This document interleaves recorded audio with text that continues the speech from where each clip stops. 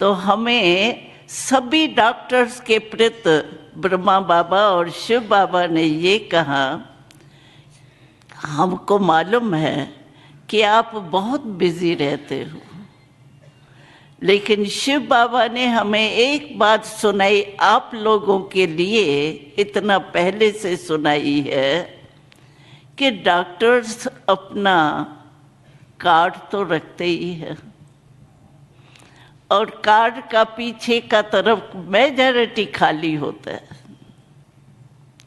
तो बाबा ने हमें कहा कि डॉक्टर्स कैसे सेवा कर सकते हैं, उसका आप सबके लिए सेवा का साधन भी बताया। तो जो आप कार्ड होता ही है आपके पास, लेकिन पीछे तरफ अगर मन के ट्रीटमेंट का भी सेंटर का एड्रेस लिख दो, उन्हों को ये भी पता पड़े तो मन के रोग का भी कोई हॉस्पिटल है, तो आप डबल डॉक्टर का काम कर सकते। तो ये बाप दादा का आप सभी डॉक्टर्स के प्रति पहले से ही डायरेक्शन है। और हमने आज सुना, टॉपिक ही है बॉडी और माइंड।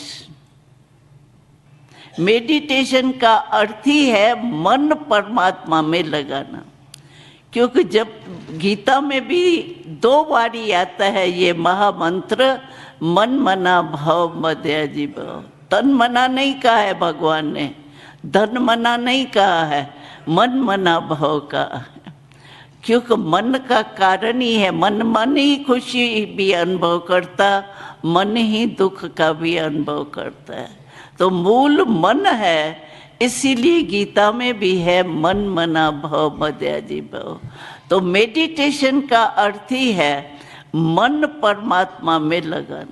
ये मेडिटेशन का कोर्स समझने से एक तो ये मालूम पड़ता है कि मैं कौन, और दूसरा परमात्मा क्या। परमात्मा के बारे में भी कितनी बातें हैं।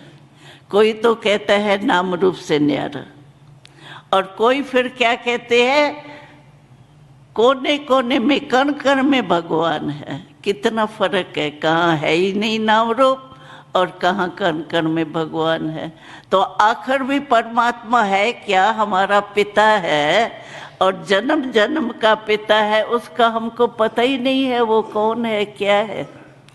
तो परमात्मा है कौन, यथार्थ रूप में परमात्मा कौन है, और मैं आत्मा क्या हूँ, आत्मा का स्वधर्म क्या है, आत्मा का कर्तव्य क्या है, आत्मा में कंट्रोलिंग पावर, रूलिंग पावर कैसे आवे, ये मेडिटेशन से आपको अनुभव हो जाएगा।